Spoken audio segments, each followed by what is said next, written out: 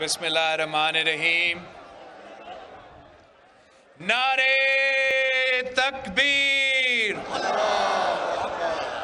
نعرے رسالت، نعرے حیدری، نعرے بھٹو، واہ پراچنار، واہ.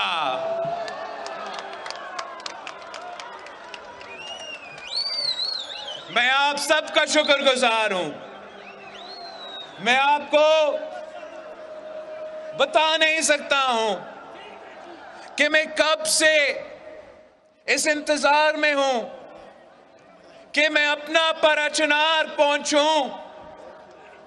میں کب سے انتظار میں ہوں کہ وہ علاقہ جو قائد عوام اپنا آبائی گاؤں کہلاتا تھا، وہ علاقہ جو شہید محترمہ بے نظیر بھٹو اپنی منی لڑکانہ کہلاتی تھی، کہ میں کب اپنے بھائیوں، اپنے ساتھیوں کے درمیان موجود ہوگا. اور آپ اپنا ایم این اے توری صاحب سے پوچھے، میرا کارکن ڈاکٹر عارف توری صاحب سے پوچھے کہ جب سے میں پاکستان واپس آیا ہوں، جب بھی ہمارا ملاقات ہوتا ہے تو میرا پہلا سوال یہی رہا ہے کہ ہم کب پاراچنار جا رہے ہیں.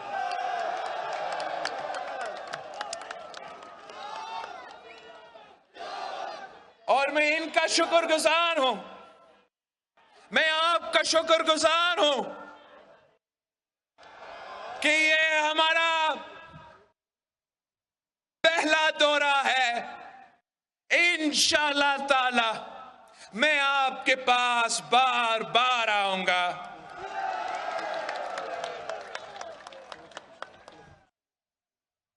ہم قائد عوام کا جد و جہد،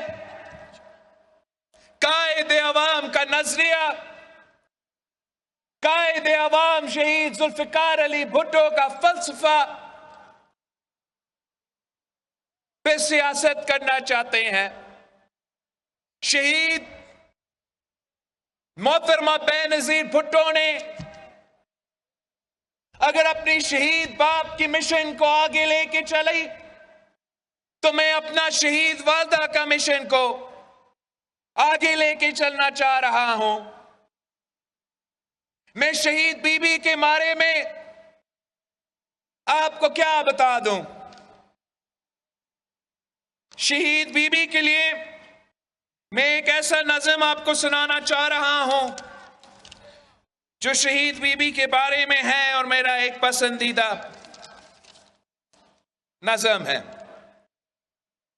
شہادتوں کے علم جب بلند ہو جائیں تو پھر جہاں میں رسوا یزید ہوتے ہیں. عظیم باپ کی بیٹی بتا گئی، عظیم باپ کی بیٹی بتا گئی، حسین والے ہمیشہ شہید ہوتے ہیں. یہاں وہاں جہاں گئی وہیں پہ اس کی دھوم تھی. وہ ایک اپنی ذات میں ایک آئی تھی، ہجوم تھی. غریب قوم کے لیے وہ باپ کی سفیر تھی. نظیر جس کی نہ ملے وہ اتنی بے نظیر تھی. وفاق کی امنگ تھی، عوام ہی کے سنگ تھی. کنیز کربلا کی بس یزیدیت سے جنگ تھی. بہا کے لے گئی وہ ہر ستم کو اپنی موج میں. وہ کربلائی وقت میں ڈری نہیں ہے فوج سے.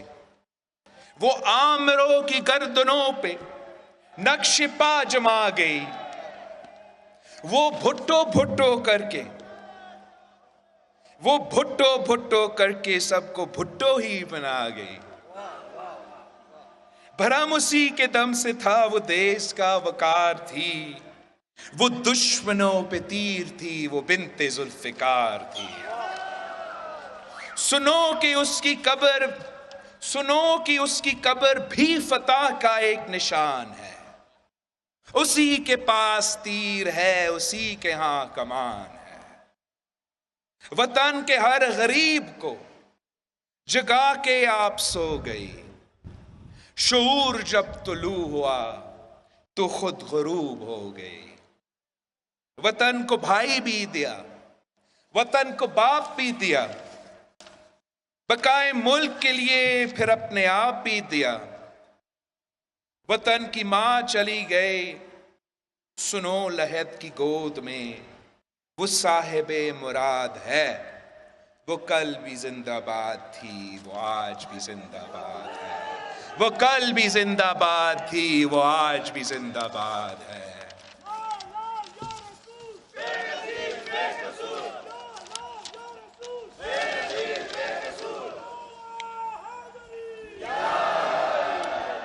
ساتھیوں،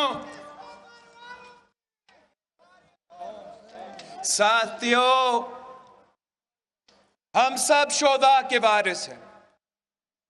ہم شہید قائد عوام کے وارث ہیں. ہم شہید محترمہ بینظیر بھٹو کے وارث ہیں. ہم پرا چنار کے شہداء کے وارث ہیں. ہم سابق قبائلی علاقوں کے شہداء کے وارث ہیں. ہم پختونخوا کے شہداء کے وارث ہیں. ہم آزاد کشمیر اور گلگت بلتستان کے شہداء کے وارث ہیں. ہم پنجاب کے پنڈی سے لے کے رحیم یار خان تک کے شہداء کے وارث ہیں. ہم بلوچستان کے شہداء کے وارث ہیں. ہم سندھ کے شہداء کے وارث ہیں. ہم پاکستان کے شہداء کے وارث ہیں. اور ہم اپنے شہداء کے خون پہ سودا نہیں کر سکتے ہیں. ہم ان ظالموں کے سامنے، ان دہشت گردوں کے سامنے جھک تو نہیں سکتے ہیں. پاکستان پیپلز پارٹی کے جیالو، پاکستان پیپلز پارٹی نہ ضیاء الحق کے دور میں کسی کے سامنے جھکے ہیں، نہ مشرف کے دور میں کسی کے سامنے جھکے ہیں، نہ بدترین دہشت گردوں کے سامنے جھکے ہیں، اور نہ ہم اس سلیکٹڈ کٹ پتلی کے سامنے جھک سکتے ہیں. ہم تو آپ کی جنگ لڑ رہے ہیں. ہم پارا چنار کا جد و جہد لڑ رہے ہیں. ہم اس ملک کے عوام کا جد و جہد لڑ رہے ہیں. ہم نے پہلے دن سے اس دانلی زدہ حکومت کو نہیں مانا، اس سلیکٹڈ حکومت کو نہیں مانا. پارلیمان میں کھڑے ہو کے، اس کٹ پتلی کے سامنے کھڑے ہو کے ہم نے اس کو سلیکٹڈ کا جب نام دیا تو خود وہ تالیاں بجا رہا تھا.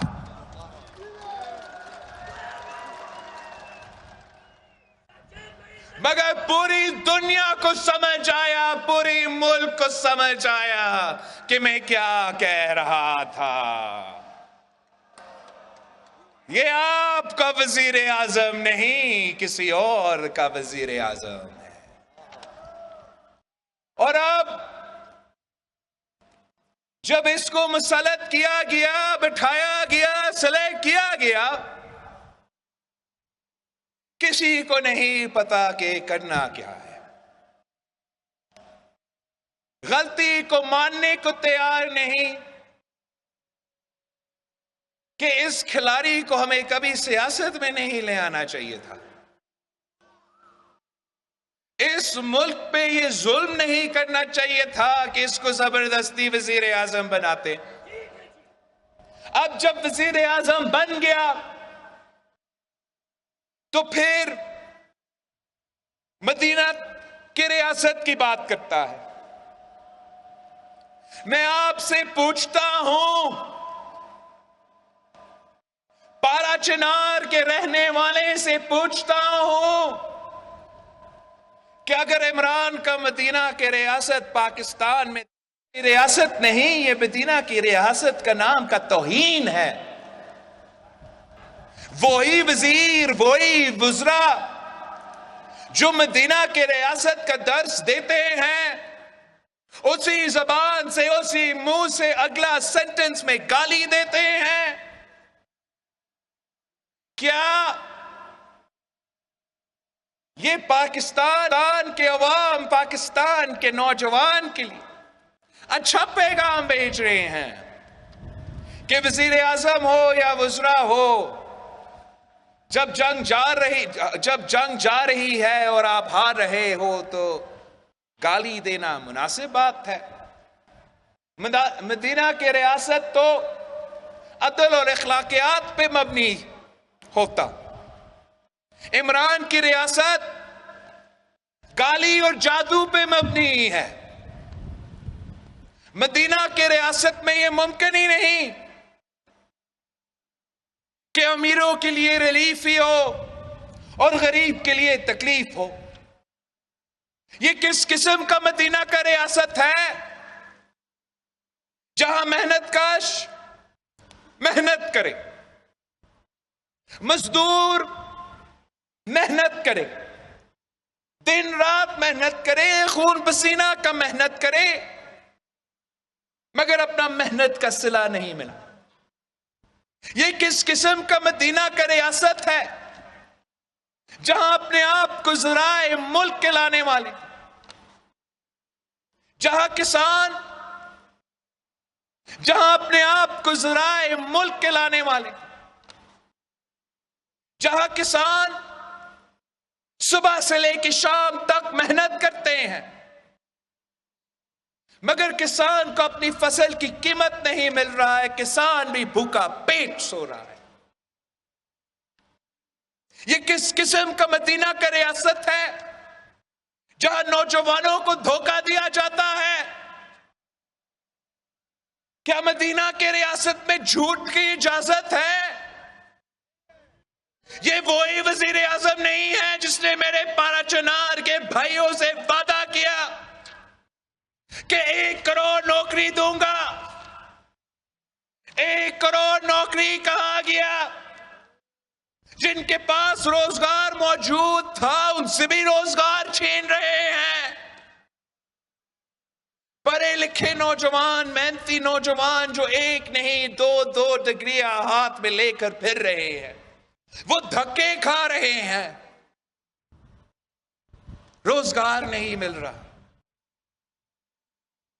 اس نے تو وعدہ کیا پاکستان میں کیا باہر رہنے پاکستانی واپس بھاگ بھاگ کے آئیں گے اور یہاں روزگار کرنے کے لیے پہنچیں گے. ہر وعدہ جھوٹ.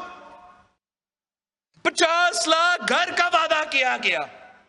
میں آپ سے پوچھتا ہوں پارا چنار میں ان 50 لاکھ گھروں میں سے کتنے گھر بنائے گئے ہیں؟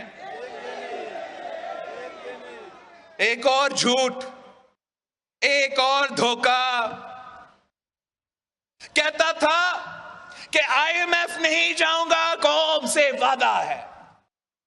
IMF جانے سے پہلے میں تو خودکشی کر دوں گا مگر IMF نہیں جاؤں گا. جیسے ہی وزیر اعظم بنا سیدھا IMF کے دروازے پہ کھٹکھٹا رہا تھا اور IMF کے ساتھ جو معاہدہ کیا وہ عوام کے مفاد میں نہیں تھا، پاکستان کے مفاد میں نہیں تھا. پاکستان کے جو حالات ہیں، پاکستان کے عوام کے جو مشکلات ہیں، اس کے بارے میں IMF کے ساتھ بات نہیں کی گئی. اس ملک کے جو معاشی خود مختاری ہے اس پہ سودا کیا گیا. ہم پہلے دن سے اس PTIMF ڈیل کا مخالفت کرتے رہے.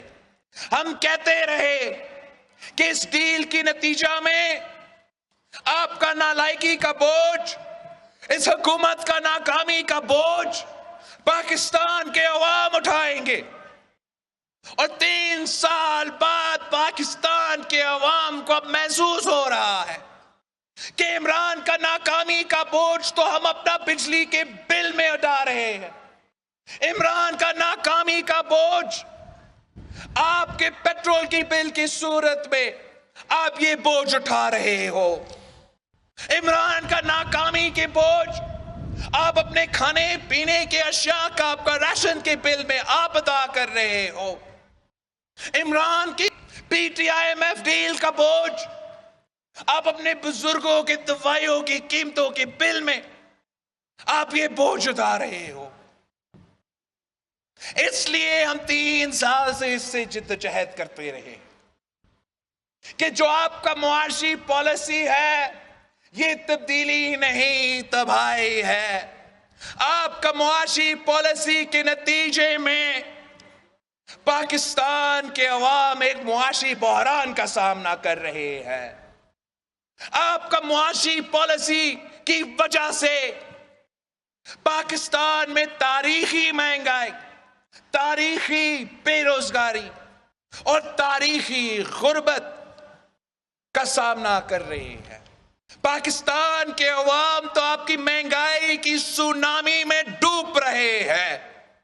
وقت آ گیا ہے کہ ہم مل کے پاکستان کے عوام کو بچائیں، ہم مل کے پاکستان کو ڈوبنے سے بچائیں، ہم مل کے اپنے معیشت کو اس سونامی میں ڈوبنے سے بچائیں۔ اس لیے ہم یہ محنت کر رہے ہیں کہ اس شخص نے نہ صرف معیشت تباہ کیا ہے، نہ صرف منافقت کیا ہے، مگر اس نے جان بوجھ کے وہ معاشی پالیسی اپنایا ہے جس سے وہ امیروں کو ریلیف دلوا سکے اور غریبوں کے لیے تکلیف ہو۔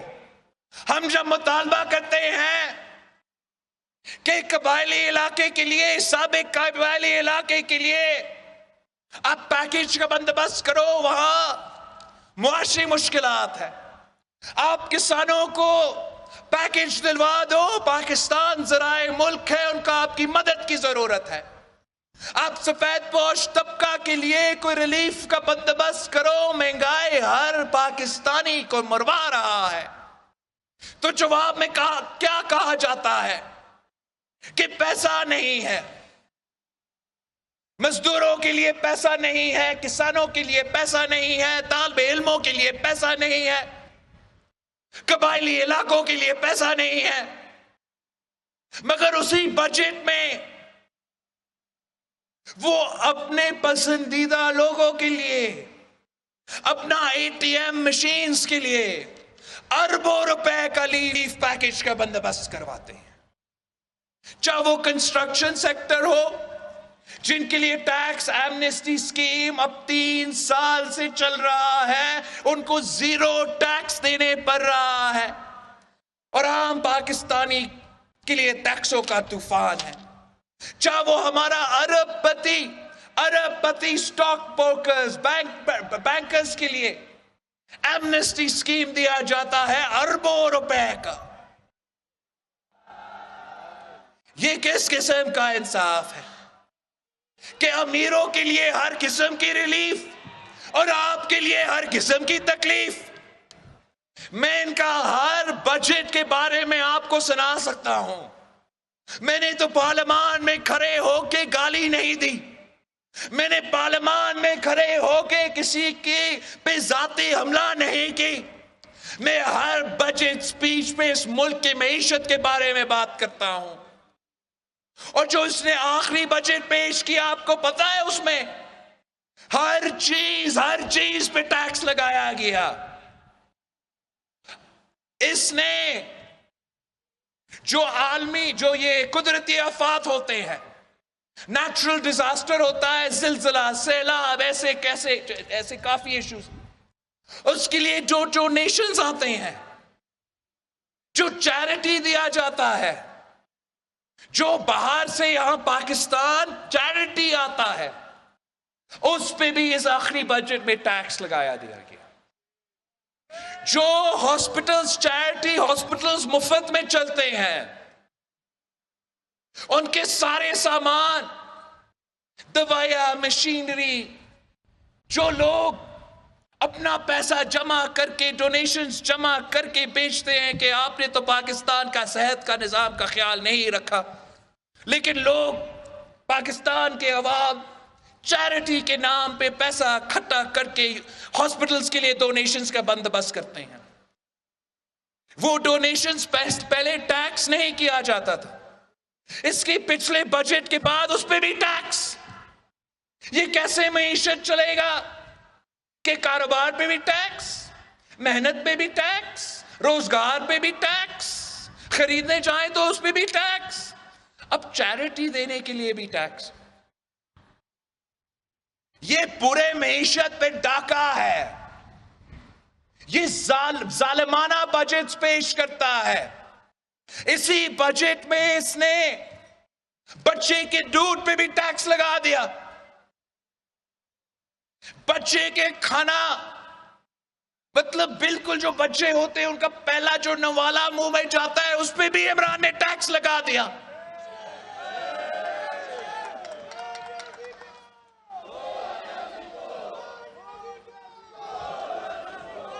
طریقے انصاف نے عوام کے ساتھ ناانصافی کی، تحریک انصاف نے غریب کے ساتھ ناانصافی کی، عام آدمی کے ساتھ ناانصافی کی۔ ہم ہمیشہ قائد عوام سے لے کے آج تک عام آدمی کے جماعت ہے، مزدوروں کے جماعت ہے، کسانوں کے جماعت ہے، آپ کا جماعت ہے۔ ہم پہ فرض تھا کہ جب آپ پہ ظلم ہو رہا تھا تو ہمیں ظلم کے خلاف آواز اٹھانا چاہیے، ظلم کے خلاف جدوجہد کرنا چاہیے، وقت کے فرعون کے خلاف جدوجہد کرنا چاہیے، وقت کے یزید کے خلاف ہم آج کھڑے ہیں۔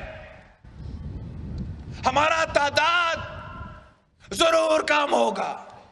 جب مجھے پاکستان پیپلز پارٹی کا ذمہ داری ملی تو ہم پارلیمان میں پہلا اکثریتی جماعت بھی نہیں، قائد حزب اختلاف بھی ہمارے ساتھ نہیں، ہمارا جماعت کا نہیں، ہم تعداد میں تو تیسری جماعت ہے مگر کردار میں پہلی جماعت ہے۔ تعداد کم ہوگا لیکن اس کے باوجود ہم نے پہلے دن سے ڈٹ کے اس کا مقابلہ کیا۔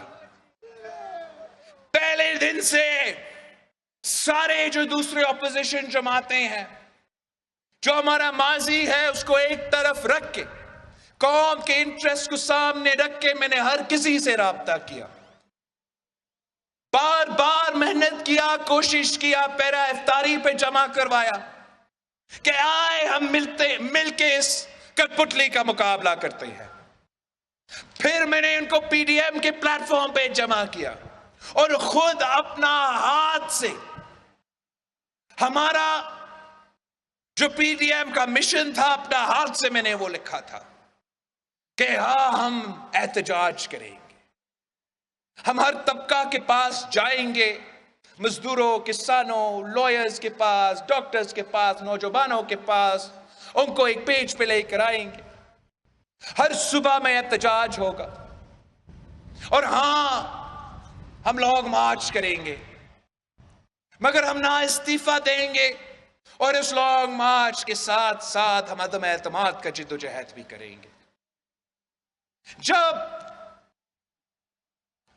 پورا اپوزیشن ایک طرف تھا اور ایک نوجوان اس طرف تھا تو میں کہتا تھا کہ پلیز آپ استعفیٰ نہ دو۔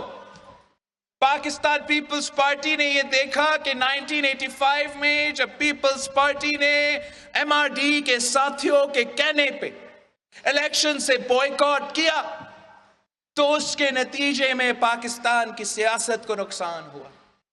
آپ استعفیٰ نہ دو، ہم کھلا میدان اس عمران کے لیے نہیں چھوڑیں گے۔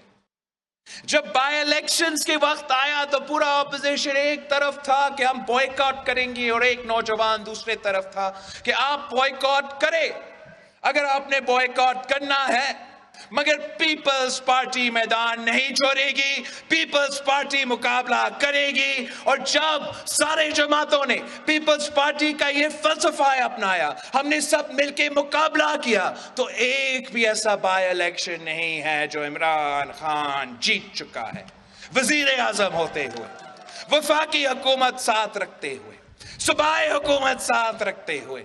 اپوزیشن نے قوم کو دکھایا، بائی الیکشنز میں قوم کو دکھایا کہ پاکستان کے عوام اس سلیکٹڈ کے ساتھ نہیں ہے۔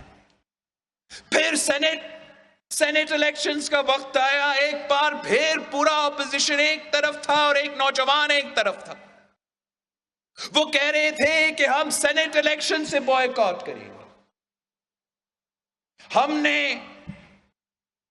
ان کو منایا کہ بوائیکاٹ نہیں، ہم مقابلہ کرتے ہیں، بوائیکاٹ نہیں، ہم ان کا سامنا کرتے ہیں، بوائیکاٹ نہیں، آپ پیپلز پارٹی کو ذمہ داری دیں، ہم تو اس کو اپنا نیشنل اسمبلی میں جو پرائم منسٹر کا کانسٹیٹیوئنسی ہوتا ہے، ہم تو اس کے گھر میں گھس کے اس کو شکست دلوائیں گے۔ کوئی نہیں مان رہا تھا، ہمارا میڈیا کے دوست نہیں مان رہے تھے۔ انہوں نے کہا کہ اس خان کے پیچھے تو کافی سہولت کار موجود ہے، پاکستان میں اس وقت سیاست آزاد نہیں ہے، آپ جو بھی کرے آپ جیتیں گے نہیں۔ ہمیں چیلنج دیا گیا کہ نمبرز دکھائے، اور اس وقت بھی ہم نے عمران کو شکست دلوایا۔ جو ان کا اپنا وزیر خزانہ تھا، پورا پاکستان کا بجٹ ایک طرف اور پاکستان پیپلز پارٹی کا جیلا دوسرا طرف، اور یوسف رضا گیلانی سابق وزیر اعظم کو ہم نے نیشنل اسمبلی سے جتوایا۔ تب بھی ہم نے دکھایا تھا کہ یہ شخص گر سکتا ہے، اور افسوس کے ساتھ جو بھی وجوہات تھے، ہم اپنا اس وقت اپنے ساتھیوں کو قائل نہیں کر سکے کہ وہی وقت ہے آئے، ہم اسی وقت لانگ مارچ پہ نکلتے ہیں، اسی وقت عدم اعتماد لے کر آتے ہیں، اور اس وقت بھی اس کو گراتے ہیں۔ اس وقت نہیں ہو سکا تو آج ہو رہا ہے، دیر آیا درست آیا، سب ایک پیج پہ ہے۔ اور آپ پچھلے 3 مہینوں کا محنت دیکھیں، پچھلے 3 مہینوں کا سیاست دیکھیں، پچھلے 3 مہینوں کا اپوزیشن کا اثر دیکھیں، اور اس کو آپ خود کمپیئر کریں پچھلے 3 سالوں کی اپوزیشن کے سیاست کے ساتھ۔ پچھلے 3 سال کی محنت ایک طرف اور یہ 2-3 مہینے ایک طرف۔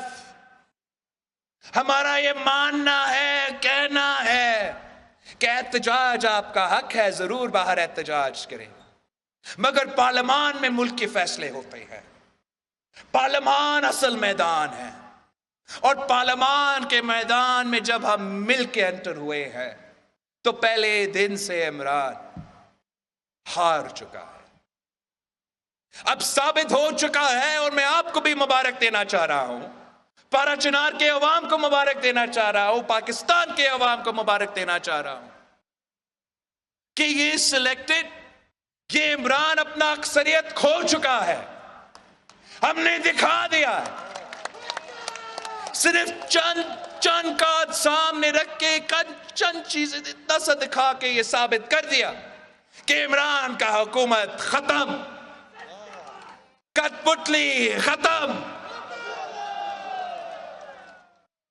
اور اس لیے بزدل بھاگ رہا ہے، بزدل کی طرح بھاگ رہا ہے۔ میں تو اس کو خان نہیں کہہ سکتا، خان تو بہادر ہوتے ہیں، خان تو مقابلہ سے نہیں بھاگتے، یہ تو بھاگ رہا ہے۔ یہ کس قسم کا کپتان ہے؟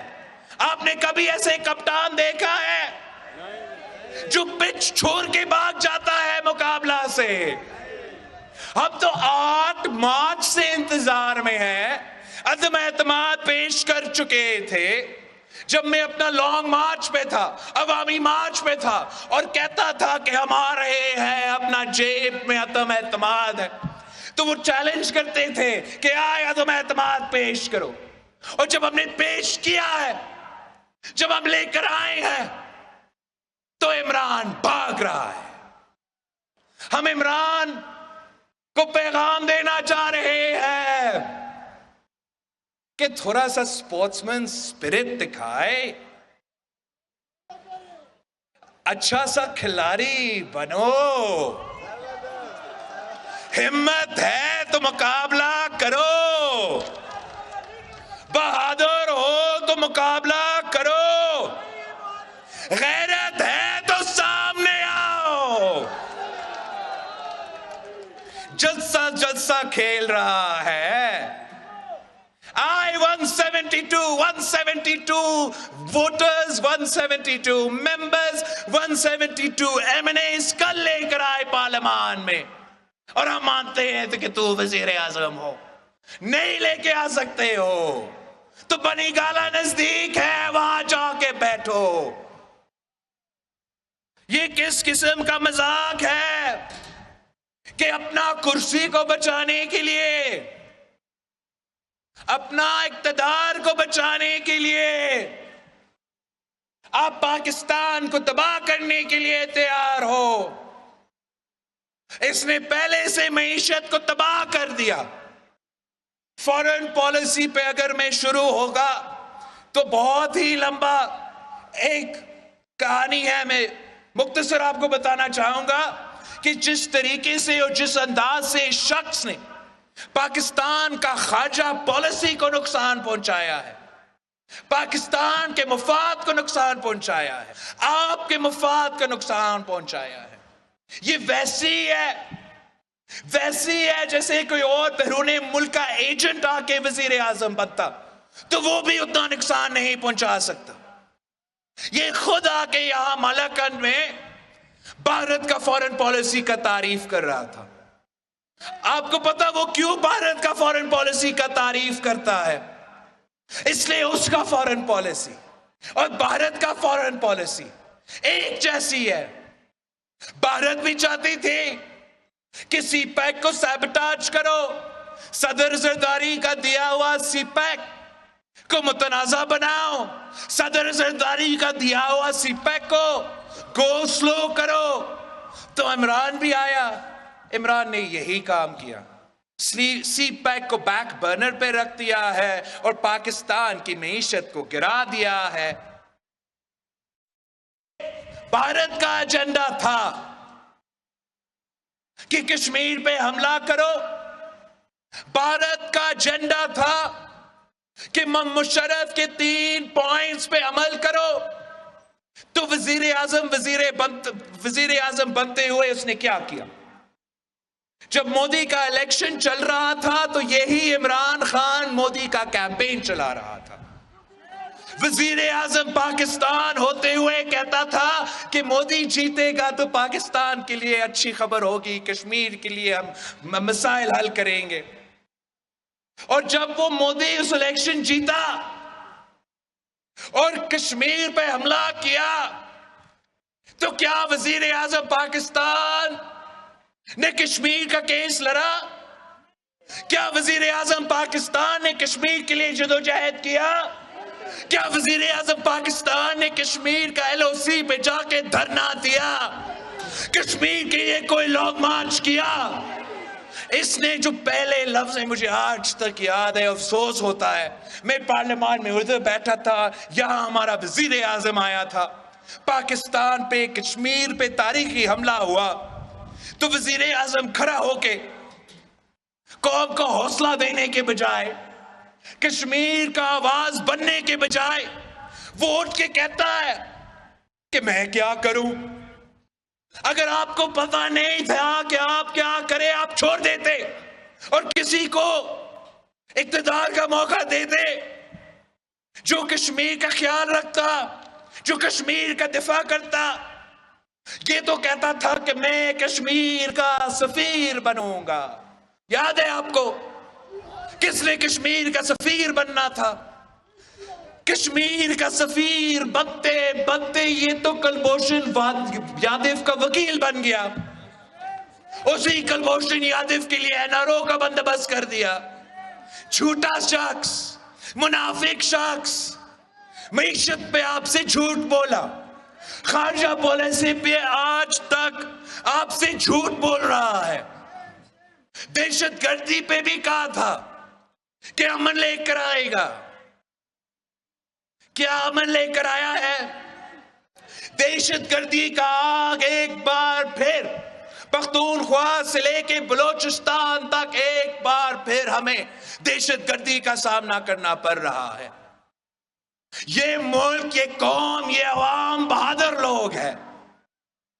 हमने वो काम कर दिखाया है, मैंने नहीं, पारा चनार के अवाम ने, पाकिस्तान का पुलिस ने के सिपाहियों ने, फौज के सिपाहियों ने, ये कौम एक कौम बन के हमने ये कर दिखाया कि वो काम जो अफगानिस्तान में पूरा नेटो और अमेरिका और पता नहीं कितने दुनिया के कुव्वतें नहीं कर सके, पाकिस्तान ने करके दिखाया। अगर अफगानिस्तान में दुनिया दहशतगर्दों को शिकस्त नहीं दे सके तो मेरा पाकिस्तान में मेरे पाकिस्तान के अवाम ने, मेरे पाकिस्तान के फौज ने इन्हीं दहशतगर्दों को शिकस्त दिलवाया था। ये तो शहीद बीबी की वादा थी। आखिरी खिताब में शहीद बीबी ने कहा कि कुछ कुव्वतें ऐसे हैं जो मलकंड में, स्वात में, कबायली इलाकों में पाकिस्तान का परचम को नहीं देखना चाहते हैं। तो वो सदर सरदारी था जिसने कौम को एक करके इनका मुकाबला किया। पाकिस्तान का परचम अगर आज स्वात में है, अगर आज मलकंद में है, अगर आज जनूबी वजीरिस्तान में है, तो वो पाकिस्तान पीपल्स पार्टी के कारकुनों की जद्दोजहद की वजह से, शहीद मोहतरमा बेनजीर भुट्टो की कुर्बानी की वजह से और आपकी बहादुरी की वजह से, आपकी कुर्बानी की वजह से। तो इस शख्स ने क्या किया? आपसे पूछे बगैर, पार्लियामान से पूछे बगैर, रात के अंधेरे कौम के पीठ पीछे इस शख्स ने दहशतगर्दों का पांव पकड़ा। वजीर आजम होते हुए, सदर पाकिस्तान होते हुए दहशतगर्दों के सामने झुक के भीख मांगना शुरू कर दिया। दहशतगर्दों से भीख मांग रहा कि डायलॉग करे। हम समझते हैं कि हम तो हर किसी से बात करने के लिए, ये तो हुकूमत का, रियासत का रोल होता है, मगर एक आपको पार्लियामान की इजाजत चाहिए होता है, और दूसरा अगर हमसे पूछते, हम आपको बताते कि ये मुल्क के कौम एपीएस के शोधा के खून पे सौदा करने को तैयार नहीं है। ये लोग शहीद रानी मोहतरमा बेनजीर भुट्टो के खून पे सौदा करने को तैयार नहीं है।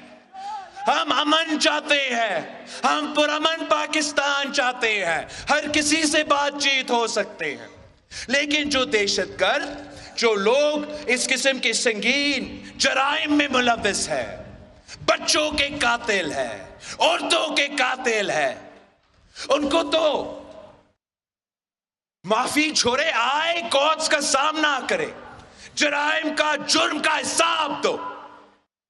हम कभी उनको माफ नहीं करेंगे। और जैसे मैं अपना वादा की कातिल को माफ नहीं कर सकता हूं, वैसे मैं अपने पारा चनार के शोधा के कातिलों का माफी कभी नहीं दूंगा।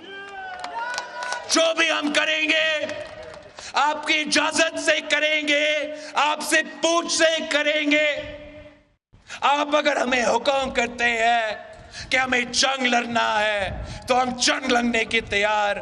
अगर आप हुक्म करते हो कि डायलॉग करना है तो डायलॉग करने के लिए तैयार, मगर ना अपने शोधा के खून पे, ना इस धरती पे, ना इस मुल्क के मुफाद पे हम सौदा करने को तैयार।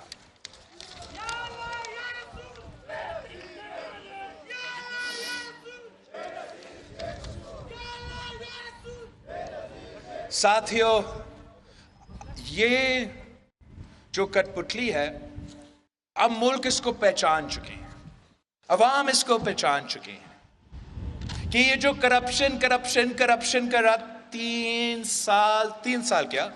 साल तो हुकूमत में, उससे पहले पता नहीं 30 साल से यही शख्स करप्शन का रट लगाता रहा। और 8 साल में, यहाँ 5 साल की हुकूमत थी, ऊपर 3 साल की हुकूमत में वो एक करप्ट को नहीं पकड़ सके। करप्शन का नारा लगाते रहे, पख्तूनख्वा में किसी करप्ट को तो नहीं पकड़ सके, मगर पख्तूनख्वा का करप्शन के इदारा को, एहतसाब का इदारा को, वहां तो ताला लगा दिया था। नैब का शोर करते रहे, पूरा ऑपोजिशन का पीछा करते रहे, एक केस साबित नहीं कर सका। और खुद मैं आपको बताना चाहूंगा, सबसे करप्ट तरीन निकले। अब मैं नहीं, ये मीडिया भी नहीं, आप भी नहीं, ये तो अब ट्रांसपेरेंसी इंटरनेशनल आलमी इदारे के रिपोर्ट्स के मुताबिक पाकिस्तान में जो इमरान के दौर में करप्शन हुआ, वो 70 साल इससे पहले नहीं हुआ। तो आज किस मुंह से वो करप्शन की बात कर रहा है? हम तो ऐसे सियासत कभी की नहीं। हम मजबूर है कि हमें तो इखलाकियात पे बड़ा अच्छा अंदाज से पॉलिसी पे सियासत करना पड़ता है, मगर हर किसी को मालूम है, आप सबको मालूम है कि इमरान तो आज तक अपना क्रिकेट के खिलौने बेचते अपना किचन तो नहीं चला रहा है ना। कुछ तो दाल में काला है। ये कौन सा कारोबार है, आप हमें बताएं। हम तो फीमेल एम्पावरमेंट पे यकीन रखते हैं। जब से मुझे याद है, हम सिलाई मशीन्स जो है वो गरीब खानदानों को देते हैं, औरतों को देते हैं, ताकि वो अपना मेहनत कर सके, अपने घर की थोड़ा कमाई कर सके। ये कौन से जादू के सिलाई मशीन्स हैं जो अगर आप बेचते हैं तो अमेरिका में जायदाद मिलते हैं? ये किस मुंह से करप्शन पे बात कर रहा है वजीर आजम? ये झूठ बोलना बंद करे, वरना हम सच बोलने पर मजबूर हो जाएंगे। आप झूठ कहने बंद करो, वरना जो खातूने अव्वल का करप्शन है, हम मुल्क और कौम के सामने लेकर आएंगे। आप झूठ कहने बंद करो, वरना हम इनको बताएंगे कि अगर पंजाब में आपने पियोन लगाना है तो कहां पैसा पहुंचाना पड़ता है। झूठ कहने बंद करो। हम इनको क्या बताएं, इनको पता है कि उस्मान बुज़दार ने पैसा कहां पकड़ाया था वजीर आला बनने के लिए। अब ये झूठ नहीं चलेंगे। अब अवाम आपको पहचान चुके हैं। अवाम जानते हैं कि इमरान मुनाफिक है, इमरान धोखाबाज है, इमरान झूठा है, इमरान ने तब्दीली नहीं, तबाही का बंदोबस्त किया है। और अब जब वो अपना शिकस्त देख रहा है, मदीना का रियासत का कार्ड इस्तेमाल नहीं चल रहा, करप्शन का रात पे लोग तंग आ चुके, बैरूने मुल्क का साजिश पे लोग समझते हैं कि खुद जो फॉरेन फंडिंग केस में सजा याफ्ता है, वो दूसरे के बारे में फॉरेन एजेंट होने के इल्जाम कैसे लगाते हैं। तो अब वो हमारा जमहूरियत के साथ खेल रहा है। एक तो सिर्फ वजीर आजम बना था कि वो इलेक्शन नहीं सिलेक्शन था, और अगर 3 साल बाद آپ کی محنت اور جد و جہد کے بعد سلیکٹرز کو یہ محسوس ہو رہا ہے کہ ہمارا کام ہی نہیں ہے کہ ہم اس قسم کے عہدے کے لیے سلیکشن کریں، تو یہ بہت خوشائن بات ہے اور ملک کے عوام اس کو ویلکم کرتے ہیں۔ ہمارا تو جو جد و جہد ہے وہ جمہوریت کی بحالی کے لیے ہے۔ ہمارا جو مطالبہ ہے وہ یہی ہے کہ ہر ادارہ اپنا قانونی اور آئینی دائرہ میں رہ کے کام کریں، اور عمران آئین کا خلاف ورزی کرتا ہے، عمران جمہوریت کا خلاف ورزی کرتا ہے۔ یہ نہیں چاہتا ہے کہ پاکستان میں رول آف لا چلے، وہ نہیں چاہتا ہے کہ ہم ایک ماڈرن ریاست کی طرح قانون کی بالادستی ہو۔ عمران چاہتا ہے کہ ہر ادارہ ایک ایسا ادارہ ہے ہی نہیں، ہر ادارہ وہ اپنا ٹائیگر فورس کی طرح کام کرے۔ اس ملک کا کوئی ادارہ نہ میرا ہے نہ عمران کا ہے، پورا پاکستان کا ہے، اور ہم کسی ادارہ کو کسی ایک شخص کے لیے متنازع نہیں ہونے دیں گے، مگر اس کا یہ پورا کوشش رہا ہے اور آج تک کوشش ہے کہ ہمارا جو اعلیٰ عدلیہ ہے، جو ہمارا کورٹس ہے، وہ غیر جانبدار نہیں، وہ نیوٹرل نہیں، وہ عمران کی ٹائیگر فورس بن کے کام کرے۔ عمران یہ چاہتا ہے کہ چاہے وہ نیب ہو، چاہے وہ ایف آئی اے ہو، چاہے وہ آئی ایس آئی ہو، چاہے وہ ہمارا افواج ہو، چاہے وہ ہمارا پولیس ہو، یہ قومی ادارے ہیں۔ ہر پاکستانی ان ادارے کو اپناتے ہیں، کسی ایک شخص کا ادارہ نہیں ہے، مگر عمران کا سازش ہے، عمران کا کوشش ہے کہ ان ادارہ کو اپنا ٹائیگر فورس بنائے۔ میرا آپ سے وعدہ ہے، پاکستان کے عوام سے وعدہ ہے، ہم کسی کو یہ اجازت نہیں دیں گے کہ ہمارے ادارے کو متنازع بنائے، کسی کو اجازت نہیں دیں گے۔ ہم سمجھتے ہیں کہ 2018 کے الیکشنز میں ہمارا ادارے کے متنازع بنائے گئے تھے، اب انشاءاللہ تعالی آگے جا کے الیکشن صاف و شفاف بھی ہوں گے اور کسی ایک شخص کے لیے کوئی ادارہ متنازع نہیں ہوگا۔ یہ باتیں تو بڑے بڑے کرتے ہیں، جلسہ میں آ کے دھمکیاں تو دیتا ہے، مگر اصل میں بزدل ہے۔ خود جو دوسروں کو جانور کہتا ہے، اصل میں وہ جانور ہے، وہ جنگل کا قانون چاہتا ہے۔ ہم آپ کو جنگل کا قانون کی اجازت نہیں دیں گے۔ یہ کبھی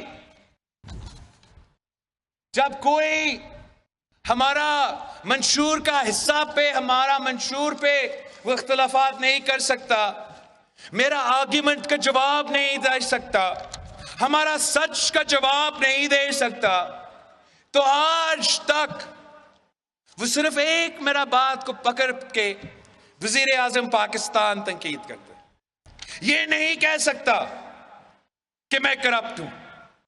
بہت کوشش کیا، یہاں تک کہ آئی ایس آئی کو استعمال کیا کہ میرا ناشتہ کا اور دھوبی کا بل کا تحقیقات کیا جائے۔ آج تک ثابت نہیں کر سکا کہ ہم کرپٹ ہے، تو کہتا کیا ہے کہ اردو اس کا کمزور ہے۔ ایک تو ہاں اردو کمزور تو ہے میرا، لیکن میرا اردو تو 30 سال کی عمر میں کمزور ہے، آپ کا تو 70 سال میں آپ کو اردو نہیں آیا. اور مجھے اردو سکھانے سے پہلے آپ کے 3 بچے ہیں, تینوں کو اردو سکھا دو اور جان لو, سمجھ لو کہ ہم تو محب وطن پاکستانی ہیں. ہم اپنے قومی زبان کا عزت بھی کرتے ہیں, فخر بھی کرتے ہیں, سیکھ رہے ہیں اور بہتر بھی ہوگا. لیکن ساتھ ساتھ یہ جان لو, یہ سمجھ لو کہ یہ دھرتی, یہ قوم جہاں اردو بولنے والے کا قوم ہے, اتنا ہی پشتو بولنے والوں کا قوم ہے. یہ پاکستان میں جتنے بھی زبان بولے جاتے ہیں, یہ ہر زبان کا پاکستان ہے.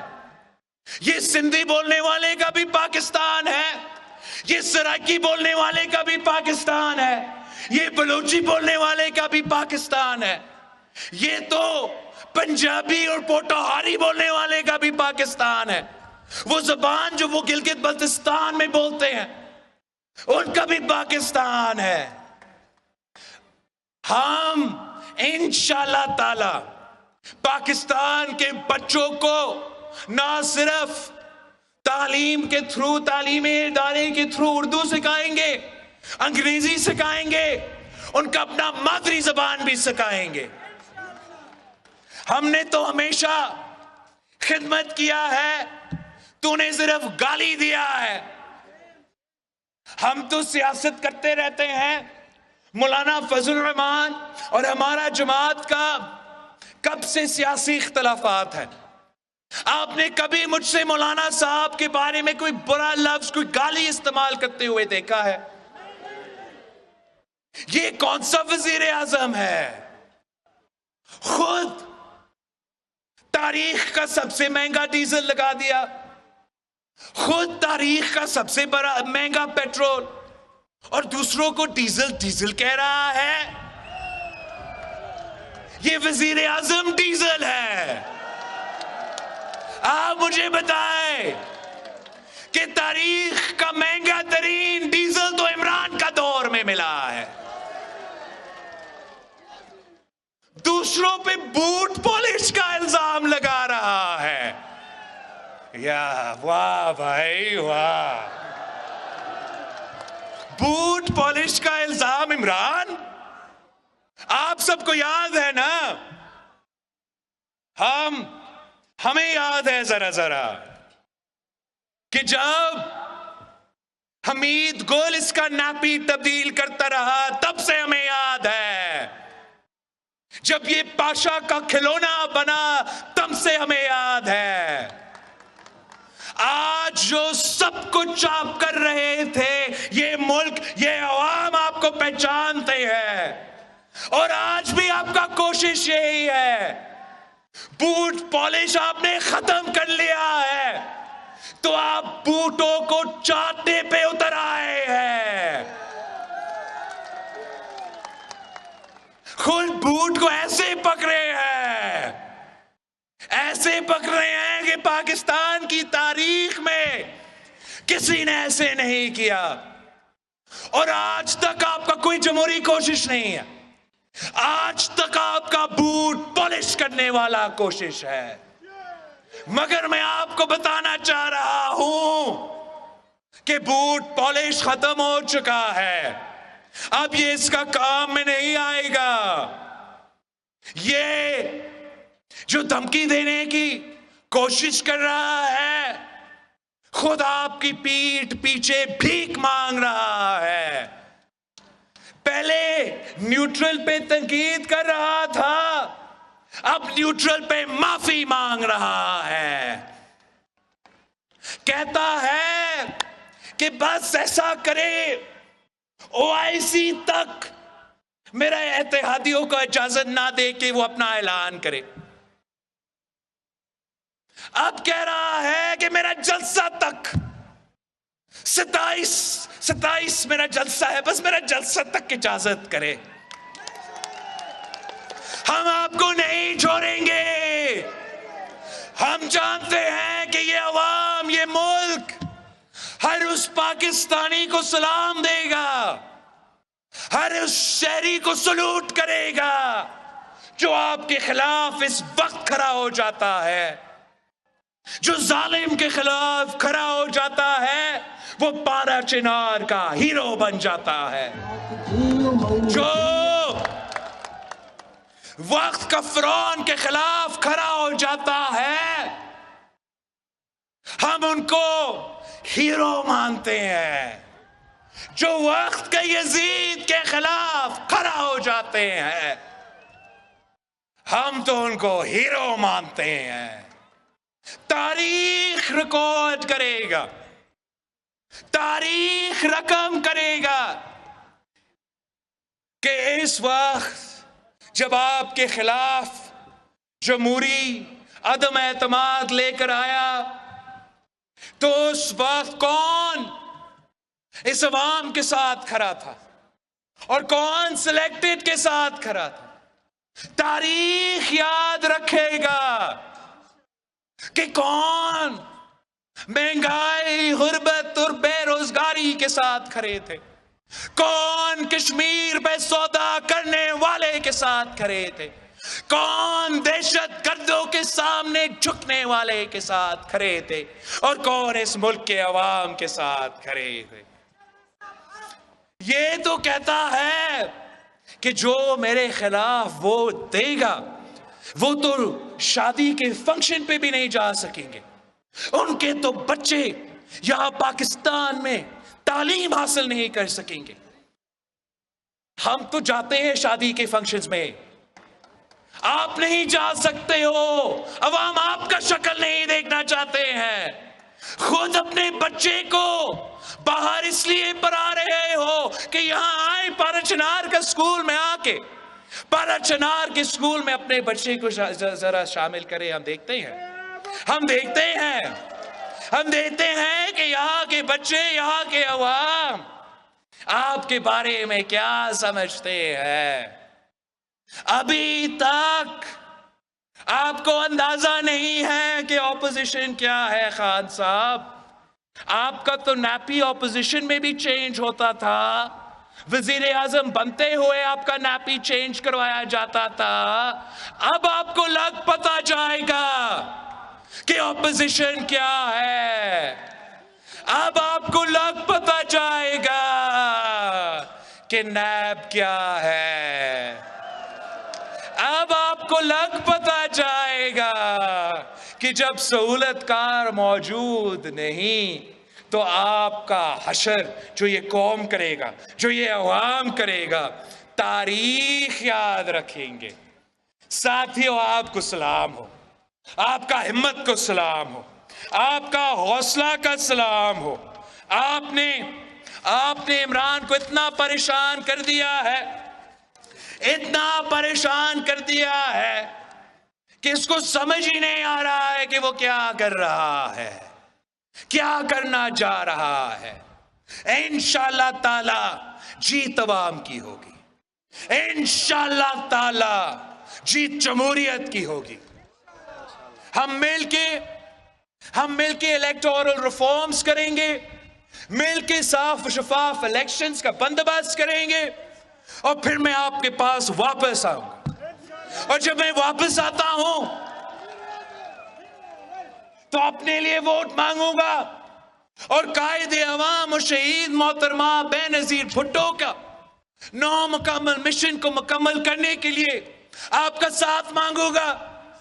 مجھے علم ہے کہ قائد عوام نے چاہا کہ یہاں میڈیکل کالج بنے، اور ضیاء الحق نے آپ کا میڈیکل کالج چھین کے کہیں اور بنایا تھا۔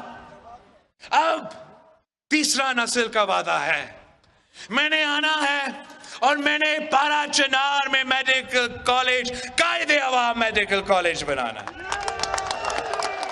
اگر میرے بڑوں نے ایک نہیں 2 کالجز آپ کو دیا ہے تو تیسرا کالج انشاءاللہ تعالی میں اور آپ مل کے بنائیں گے۔ اگر صدر زرداری نے اس صوبہ کو شناخت دیا، پختونخوا کا نام دیا، 18ویں ترمیم کر کے NFC ایوارڈ کر کے آپ کو اپنا وسائل کا مالک بنایا، اپنا سرزمین کا مالک بنایا، تو انشاءاللہ تعالی ہم مل کے اس خواب کو بھی حقیقت میں تبدیل کریں گے۔ اگر قائد عوام نے روٹی، کپڑا اور مکان کا دعویٰ کیا، شہید محترمہ بے نظیر بھٹو نے اس وعدہ پہ پورا اتری، صدر زرداری نے آپ کو بے نظیر کارڈ دیا، تو یہ ظالم آج بے نظیر کارڈ بھی چھین رہا ہے، غریب ترین عورتوں سے بے نظیر کارڈ چھیننے والا کا میں حساب لوں گا، اور انشاءاللہ تعالی وہی بے نظیر کارڈ واپس لے کر آؤں گا۔ ہمارے بہت سے خواہشات ہیں کہ جو وعدے قائد عوام اور شہید بی بی نے آپ سے کیے، ہم نے مل کے وہ وعدے پورا کرنا ہے۔ یہ جو وزیر اعظم ہے، یہ اس کو صرف دھاندلی آتا ہے، چاہے وہ آپ کا جنرل الیکشنز ہو تو دھاندلی، آپ کو جو بھی لوکل باڈی الیکشنز جاری ہے، آپ کو معلوم ہے کہ کس طریقہ سے وزیر اعظم سے لے کے وزیر اعلیٰ تک دھاندلی کرنے کی کوشش کر رہے ہیں، اور عدم اعتماد تو وہ ہار چکے ہیں، وہاں بھی ایک ہی راستہ ہے، دھاندلی۔ تو میں آپ سے اپیل کرتا ہوں کہ آپ نے ان کو پختونخوا کی لوکل باڈی الیکشنز میں آپ نے ان کو دھاندلی کی اجازت نہیں دینا ہے، اور انشاءاللہ تعالی میرا پورا کوشش ہوگا کہ اس کو ہم عدم اعتماد میں بھی دھاندلی کی اجازت نہیں دیں گے۔ انشاءاللہ تعالی وہاں بھی دھاندلی نہیں ہوگا، یہاں بھی دھاندلی نہیں ہوگا۔ جیت آپ کی ہوگی تو جیت عوام کی ہوگی، جیت تیر کی ہوگی تو جیت عوام کی ہوگی۔ آپ قائد عوام کے ساتھ، بی بی کے ساتھ آپ نے نبھایا ہے۔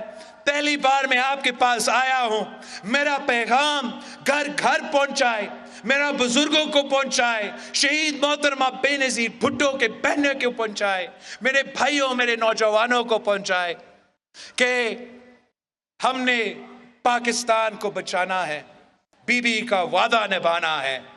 جیے بھٹو!